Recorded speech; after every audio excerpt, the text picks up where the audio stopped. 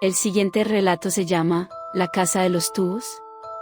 Soy un hombre de 50 y tantos años de edad, mi nombre no importa tanto, solo mi historia, que en breve se las haré saber, normalmente no la cuento más que a mis seres queridos, pero me sirve de catarsis.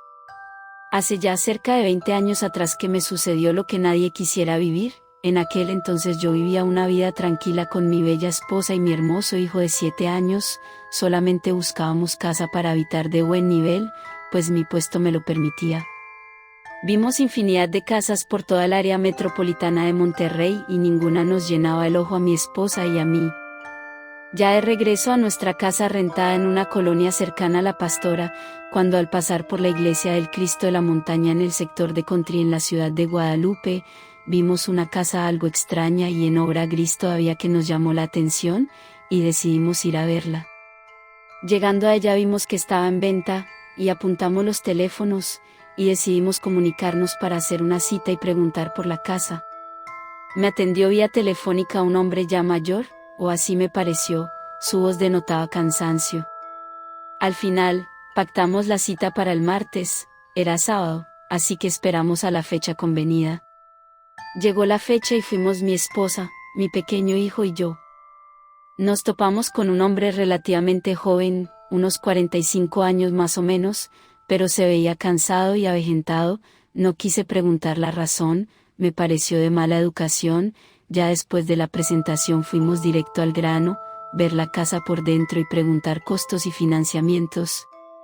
Ya adentro, nos dimos cuenta que lo extraño del exterior de la casa no era nada comparado al interior, lo cual la hacía más misteriosa, pues eran cuartos redondos con pasillos circulares, escaleras por aquí y por allá, era de 3 plantas, pero la planta más alta era en realidad la de la entrada, las otras 2 estaban empotradas en el cerro. Un caos arquitectónico maravilloso. El hombre nos contó una historia algo triste sobre la casa, nos decía que un hombre muy feliz con su esposa e hija, que desgraciadamente estaba lisiada y en silla de ruedas, querían construir una casa ad hoc para ella, donde se sintiera cómoda y por eso del diseño y de las formas de la misma, pero sucedió una tragedia en su segunda visita a la casa. La niña de una forma desconocida tuvo un accidente y cayó por unos de los ventanales.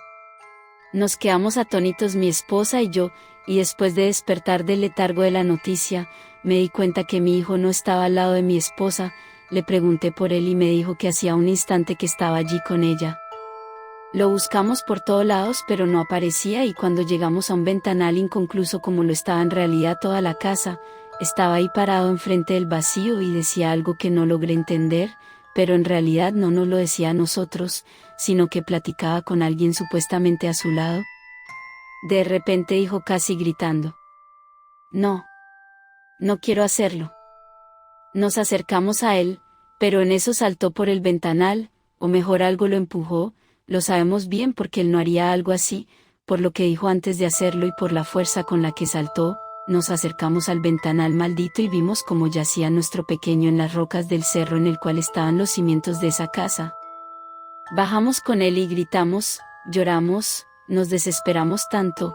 Vino la ambulancia pero él ya se había ido, y pudimos constatar que en su espaldita había unas marcas de manos las cuales se veían con ese margen rojo, que nos decía que él había visto y sentido algo extraño antes de su salto a la muerte. Su sepelio fue muy triste. Yo traté de soportar todo y de sostener a mi esposa, que cayó en una depresión inmensa, que la llevó al suicidio 6 meses después de la partida de mi bebé. No pudo más y se cortó las venas en nuestro baño, en esa casa de renta. La encontré después de trabajar, desangrada y con cara de tristeza plena.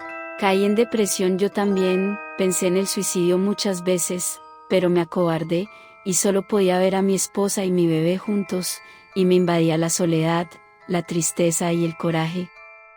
Poco después leí un poco más sobre esa casa maldita en obra gris, supe que la llamaban la casa de los tubos, por su forma y los tubos que la conforman, y que había muerto una pequeña, aquella que nos contó aquel hombre, que en realidad era el papá de esa niña, y que su esposa ya había fallecido también por una razón desconocida, que además habían fallecido un albañil y un maestro de obra. Me duele recordar y cada vez que paso por ahí, Mis lágrimas recorren mi rostro y me parece ver a lo lejos en ese ventanal a mi pequeño y a una niña en silla de ruedas a su lado diciéndome adiós.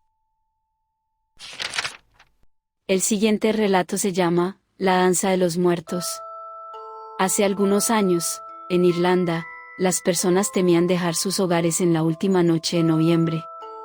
Se creía que, en aquella noche específica del año, los muertos se levantaban de las tumbas y atacaban a los vivos. Si eras un desafortunado andando por las calles durante esa noche, no deberías voltear a ver, pues los fantasmas te estarían persiguiendo y si llegabas a hacer contacto visual, con toda seguridad terminarías muerto. Situada frente a las costas de Irlanda existe una isla que los lugareños llaman Isla del Tiburón, a pesar de que su nombre original en irlandés era Inasaik. Actualmente la isla está deshabitada, pero hasta hace unas décadas las personas solían pasar sus vidas enteras en aquella pequeña isla. Una de ellas era una joven llamada Kathleen. Una noche de noviembre, Kathleen caminaba de regreso a su casa. El camino era largo y la joven se cansó de tanto andar, por lo que decidió sentarse un poco para recuperar fuerzas. Era una noche fría y oscura y el rocío gélido le producía escalofríos que recorrían su espalda. La joven volteó a ver y se percató de que se había apoyado sobre uno de los muros del cementerio de la iglesia. Con la luz de la luna, aquellas lápidas parecían un campo de huesos blancos. De repente, vio a una figura surgir desde la oscuridad. Tuvo que ponerse una mano en la boca para ahogar un grito de sorpresa que comenzaba a gestarse. A medida que la sombra se aproximaba, se dio cuenta que se trataba de un joven con la piel clara y muy pálida.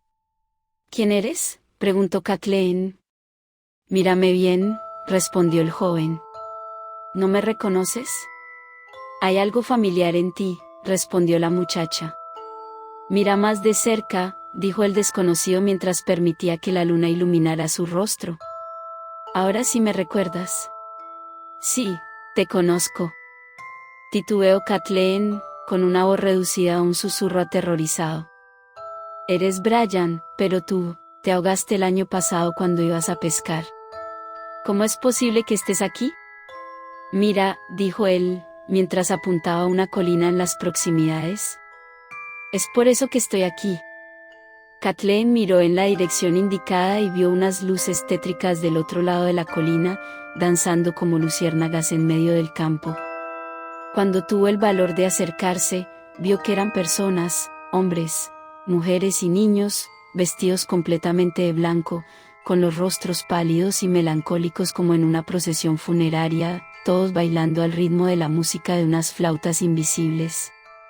Kathleen miró más de cerca y pudo ver a una niña que había muerto el año anterior seguida de un hombre que ella conocía y que había fallecido mucho tiempo antes.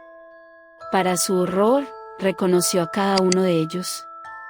Todos los bailarines, hombres, mujeres y niños, eran personas que habían muerto en aquella isla, tanto tiempo en el pasado como la joven podía recordar. Aquella visión le heló hasta los huesos. De repente, la música se detuvo. Todos los rostros fantasmagóricos se dirigieron hacia ella. Levantaron sus brazos, extendieron sus cadavéricas manos y comenzaron a agitarlas para que se uniera a ellos. Sus expresiones cambiaron y se hicieron hediondas, sonrisas maléficas podían distinguirse en todos los rostros. Ahora, le dijo el joven, corre por tu vida, porque si logran llevarte a la danza de los muertos, jamás podrás salir. La aterrorizada joven se volteó para correr, pero en aquel momento, los espíritus flotaron en su dirección y unieron las manos, formando un círculo a su alrededor. Inclinaban sus cabezas hacia atrás en una carcajada silenciosa y la miraban con ojos que parecían querer apoderarse de ella y llevársela lejos. Kathleen quedó paralizada, temblando, mientras los risueños muertos se agrupaban a su alrededor, girando cada vez más rápido a medida que se acercaban más y más. Comenzó a marearse al mismo tiempo que los rostros pálidos se convirtieron en un remolino blanco y luego se desmayó, cayendo pesadamente en aquel terreno baldío. A la mañana siguiente, Kathleen despertó en su propia cama. Cuando vieron que no regresaba, uno de sus hermanos salió a buscarla. Y la encontró inconsciente dentro de un círculo de piedras en la colina. La familia de Kathleen se reunió en torno a la cama. Podían ver que el rostro de la joven había sido drenado de cualquier color y estaba tan delgada que apenas si podía moverse. La pobre se encontraba tan pálida y apática como los muertos. Llamaron a un médico, que llegó lo más rápido que pudo. Hizo todo lo que estaba en sus manos para salvarla, pero no había solución. Cuando la luna se puso aquella noche y mientras su familia rezaba a su lado, Kathleen empezó a escuchar los débiles sonidos de una música suave, flotando junto con la brisa. ¿Están escuchando?, preguntó Kathleen con total franqueza. ¿Qué significa? La familia fue hasta la ventana para ver quién tocaba la música, pero no vieron nada más que aquellos campos desolados y vacíos hasta donde alcanzaba la vista. Entonces, Kathleen se sentó en su cama y empezó a gritar: «Mamá, los muertos han venido a buscarme. ¿Ya están aquí?». De repente, la música se detuvo y cuando regresaron al lado de Kathleen, la joven había muerto.